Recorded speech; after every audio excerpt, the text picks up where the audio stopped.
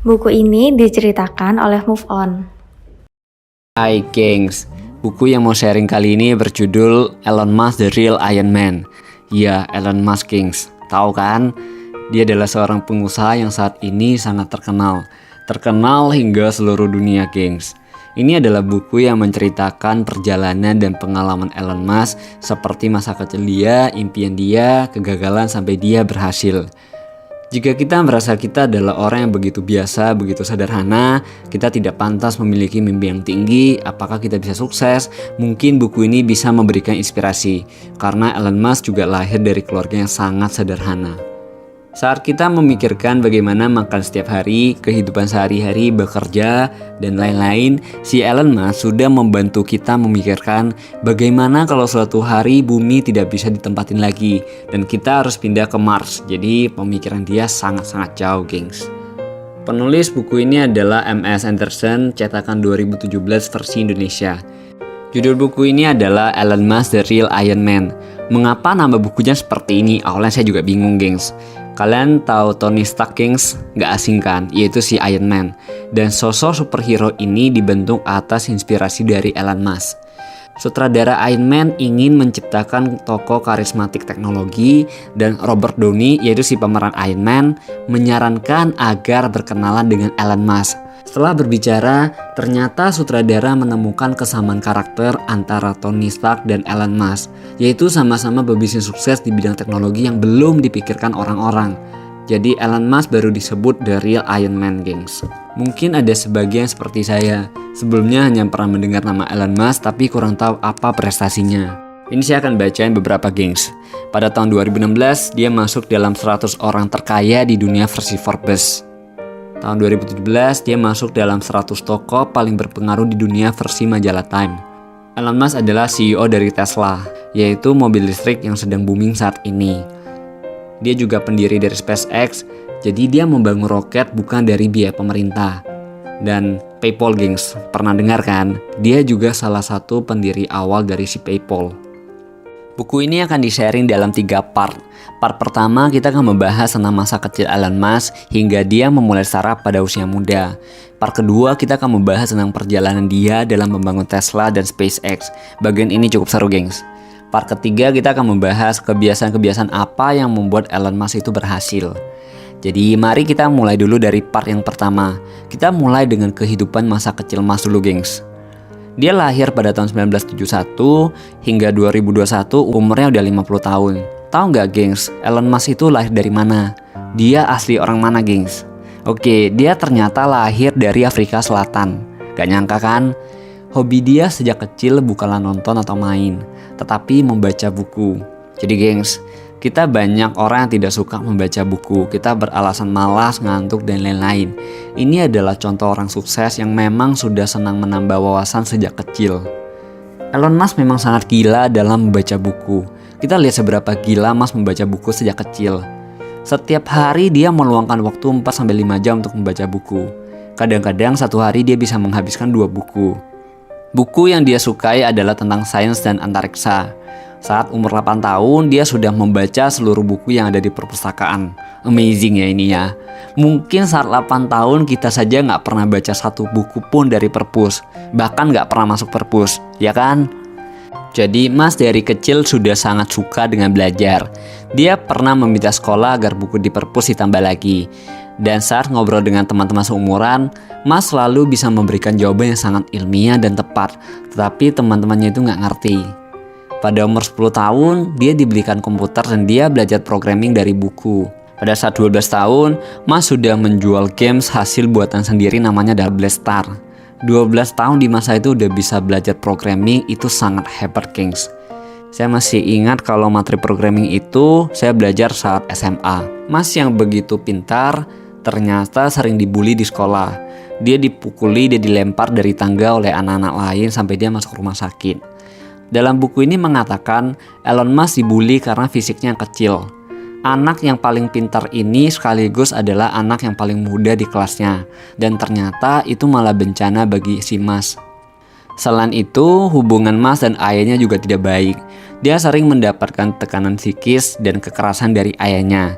Jadi kejadian-kejadian seperti ini membuat Musk bersikap tertutup dan introvert, namun dia tetap berambisi. Sebenarnya Musk tidak menyukai tinggal di Afrika Selatan. Bentrokan yang sering terjadi, rasis antara kulit putih dan kulit hitam itu menjadi alasan kenapa Musk gak suka Kings. Dia merasa di Afrika Selatan gak bisa mewujudkan mimpinya. Dia memimpikan bisa tinggal di US Kings, yaitu dia ingin stay di Silicon Valley untuk mendukung perkembangannya terhadap IT. Kita bisa lihat ya, orang-orang hebat yang berhasil dari Silicon Valley ada Steve Jobs, Bill Gates, dan Mark Zuckerberg. Hebat kan di sana. Jadi kita bisa lihat bahwa masa kecil dia tidak begitu bahagia, namun dia tetap berusaha mengejar apa yang dia inginkan. Hal yang buruk tidak membuat dia patah semangat atau menyerah terhadap kehidupan. Setelah lulus sekolah tinggi, lulus SMA ya berarti ini, tekadnya itu semakin besar lagi. Musk sudah tekad dengan 3 bidang yang ingin dia fokuskan, yaitu internet, energi, dan antariksa. Antariksa itu adalah eksplorasi luar angkasa. Menurut Musk, inilah yang akan mempengaruhi masa depan manusia. Pada umur 17 tahun, Musk memutuskan untuk imigrasi ke Kanada dan dia bekerja dulu di sana. 2 tahun kemudian, yaitu umur 19 tahun, dia kuliah di Queen's University dengan mengambil 2 jurusan sekaligus, fisika dan ekonomi. Jadi memang si Musk ini pintar banget, gengs. 2 tahun kemudian dia pindah lagi ke Universitas Pennsylvania di Amerika Serikat. Kemudian Musk pindah lagi ke Universitas Stanford, tapi hanya bertahan 2 hari dan dia keluar.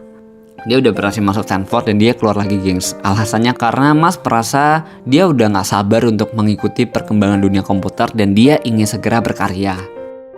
Sebenarnya hal pertama yang kita lakukan setelah lulus kuliah atau hal yang kita lakukan saat kuliah itu cukup penting, gengs, untuk mendukung perkembangan karir kita ke depan.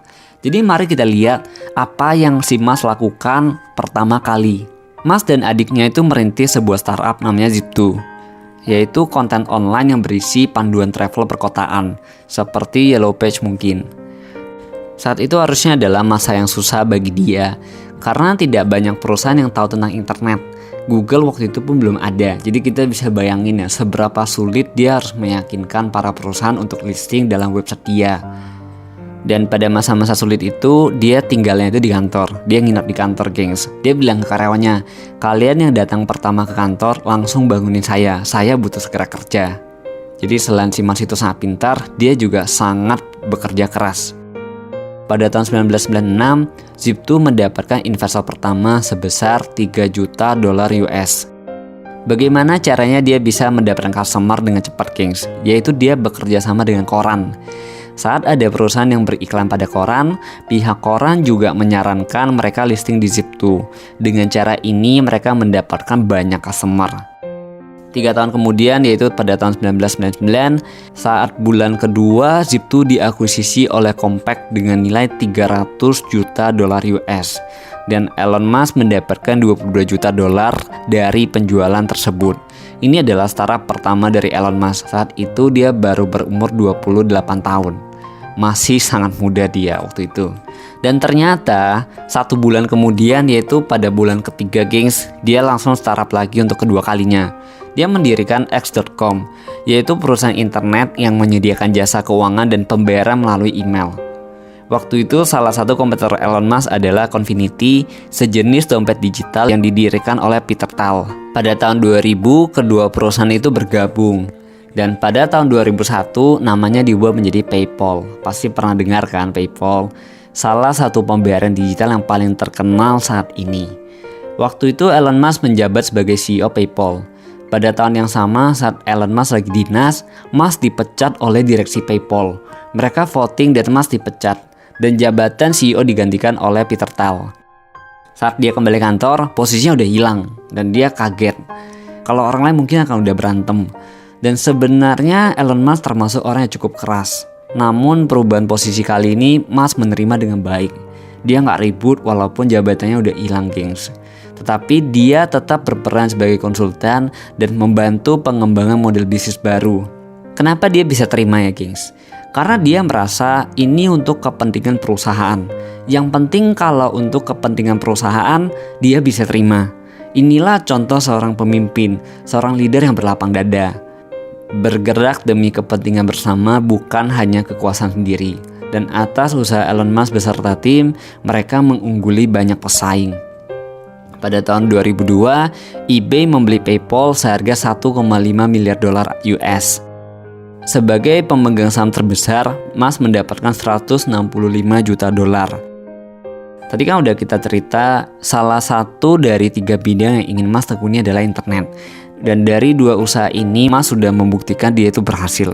Memang luar biasa sekali si Musk ini, gengs. Oke, gengs, ini adalah sharing dari part pertama buku ini, yaitu tentang kehidupan Musk dari kecil hingga perjalanan startup di masa-masa muda dia. Pada audio ini mau mengajak teman-teman untuk sharing inspirasi apa yang Anda dapatkan dalam audio ini, dan apakah ada pengalaman atau cerita yang serupa. Misalnya mungkin saat masa kecil atau pekerjaan pertama Anda yang juga berjalan dengan penuh tantangan atau penuh keseruan, gengs. Silakan di-sharing. Inspirasi yang saya dapatkan adalah Mas itu lahir dari keluarga yang sederhana, mungkin seperti kita. Saat kecil dia dibully, namun dia tetap berambisi. Dia tidak menjadi pesimis atau takut akan masa depan, tapi justru menjadikan ini kekuatan untuk mengubah dirinya menjadi lebih baik. Dia berusaha untuk beradaptasi dengan sosial dan pergaulan, gengs. Jadi ini sangat keren dari si Elon Musk. Saya masih ingat pekerjaan pertama saya setelah lulus kuliah adalah bekerja di Oppo Jakarta. Waktu itu adalah tahun 2014. Dan saya meninggalkan Oppo pada tahun 2016, dan tentu saja saya merasa sangat beruntung itu menjadi pekerjaan pertama yang bisa mewujudkan sesuatu yang diinginkan hingga hari ini. Ditunggu sharing dan cerita dari kalian, gengs. Pada part berikutnya kita akan mendengarkan bagaimana Musk memulai 2 bisnis yang lebih luar biasa lagi, gengs, yaitu Tesla dan roket SpaceX.